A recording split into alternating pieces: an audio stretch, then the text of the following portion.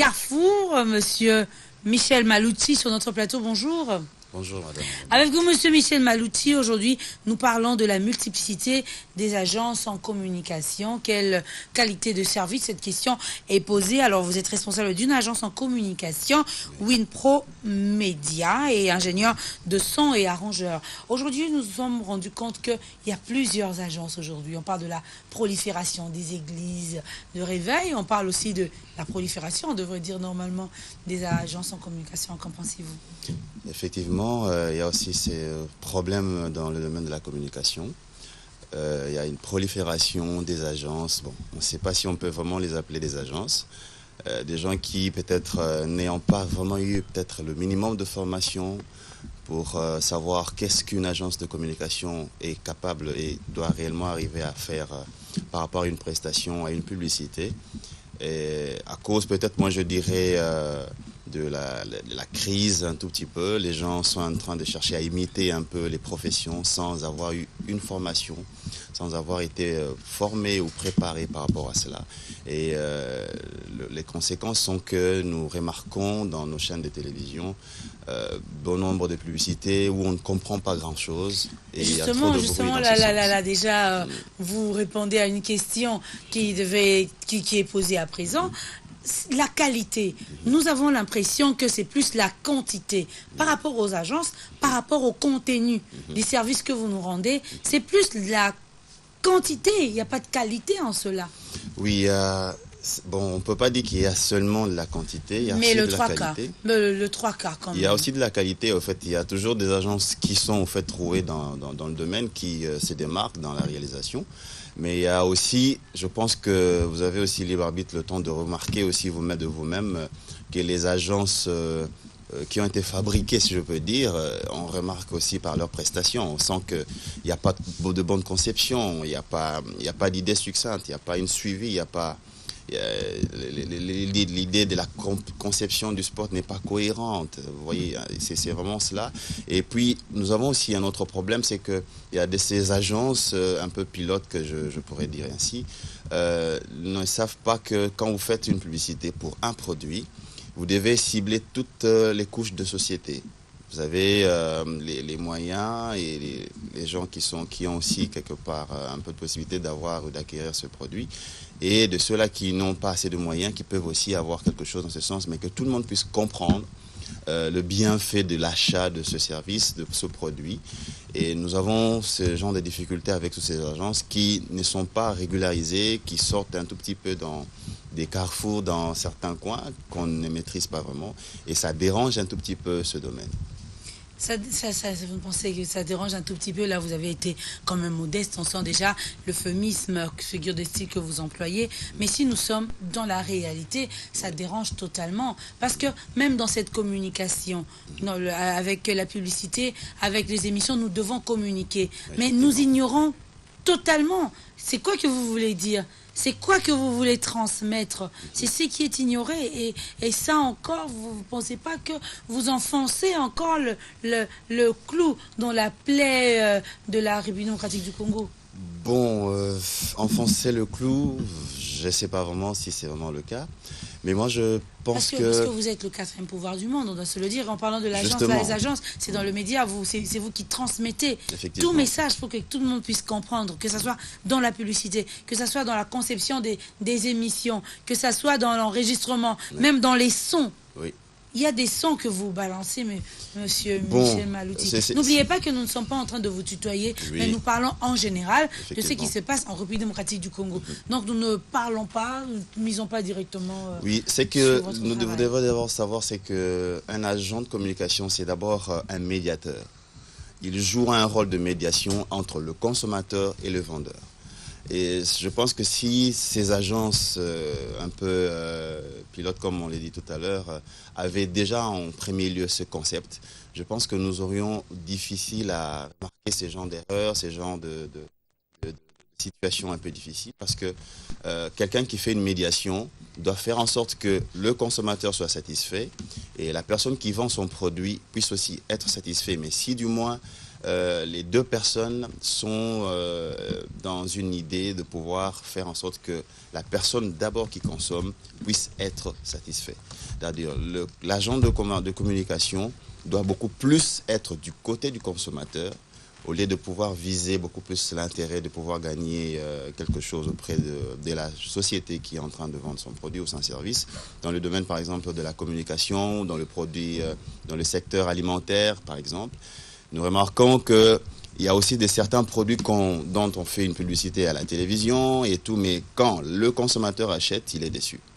Parce qu'on a fait trop de pubs, on a parlé beaucoup de ce service ou de ce produit. Nous n'avons pas été vrais, alors que le côté vrai aussi, c'est très important. Nous voyons même à l'extérieur du pays, la qualité, où on nous dit, lorsque vous n'êtes pas satisfait, vous pouvez remettre et on va vous le payer.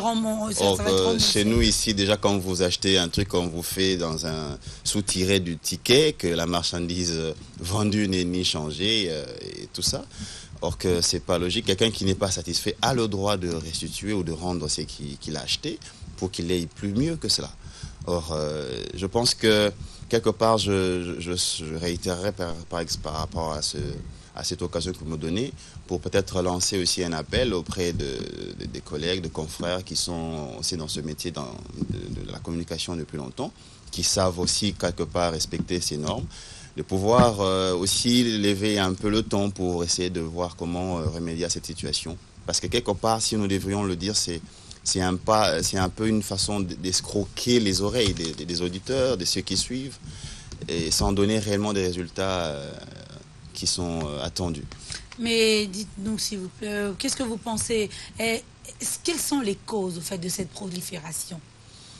Bon, si je dois parler ainsi dans le sens des causes, je dirais, premièrement, comme je l'ai dit au début, c'est peut-être le sens de l'informel. Il y a de ceux qui sont dans le chômage et qui se disent, bon, pourquoi pas se lancer dans telle activité? Nous avons vu tel faire ça, nous avons vu telle agence essayer de faire tel service. Parce que c'est assez facile là-bas. Bon, c'est pas vraiment assez facile.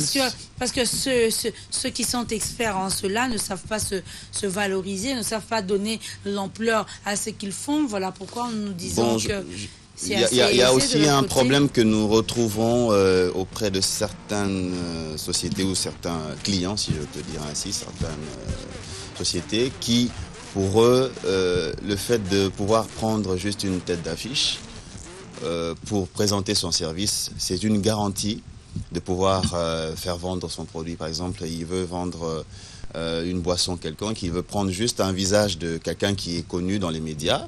Peu importe la façon dont il va présenter son produit, peu importe la façon dont il va présenter le service, lui, il a juste l'objectif que son produit soit vendu.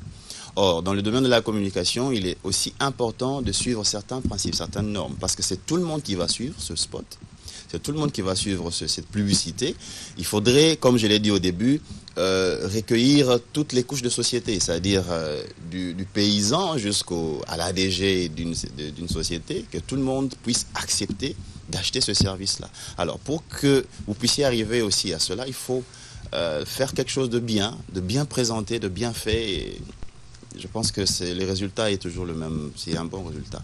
Mais un autre constat par rapport à ce communicateur, on se nous rend compte qu'il ne communique pas, mais qu'il flatte plutôt. Vous êtes plus des flatteurs. Pourquoi vous ne voulez pas être dans le vrai? Parce que chacun au moins a eu à étudier pour cela. Vous avez eu à étudier, vous savez combien il faudrait parler, combien il faudrait convaincre un client. Vous l'avez tantôt aussi bien dit, nous cherchons plus à plaire aux clients qu'aux consommateurs, même dans la conception de nos idées. Bon, flatteur, je pense pas vraiment. Nous ne sommes pas vraiment dans le sens flatteur. Peut-être ceux qui sont en train de s'y lancer, comme je l'ai dit au début, ils font un peu trop flatteur parce qu'ils veulent convaincre obligatoirement la personne qui écoute ou qui suit à la télévision d'acheter obligatoirement son service. Or, dans le domaine réel du principe, c'est-à-dire nous devons amener la personne à comprendre le bien fondé de la consommation de ce service. Et je pense que c'est beaucoup plus la grande différence qu'il y a entre les agences un peu paillotes qui sont en train de se créer et les agences réellement qui sont dans le domaine et qui sont rouées aussi dans la chose. C'est-à-dire ceux qui veulent imiter, essaient de le faire à leur manière pour essayer de convaincre sans vraiment avoir des détails. Acheter ce produit, essayer de le consommer, c'est bon. Mais l'agent de communication vous permet d'abord de comprendre le bien fondé et pourquoi vous voulez consommer ce produit. Et je crois que c'est la grande différence. On n'est vraiment pas flatteur, on est plus des gens qui sont en train de vouloir faire le marketing, un tout petit peu dans ce sens. Arriver à amener quelqu'un d'abord à comprendre, à accepter ce produit et à rester dans ce produit, c'est-à-dire à continuer à le consommer même quand ce spot ou cette pub ne pourrait pas toujours passer.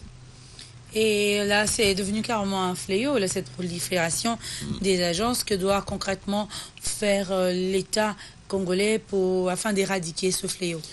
En tout cas, c'est vraiment un très grand souci. Je pense que je profiterai vraiment de l'occasion que vous me donnez pour faire vraiment présenter cette requête.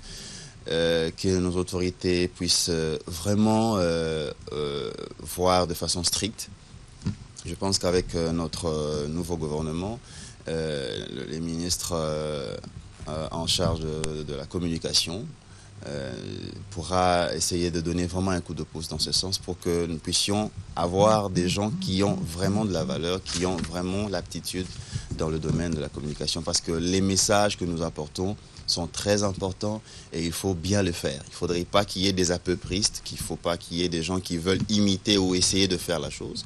Qu'il y ait quand même des normes, si possible aussi, qu'il y ait aussi des lois, pourquoi pas, pour essayer de revoir un peu ce domaine qui est très important.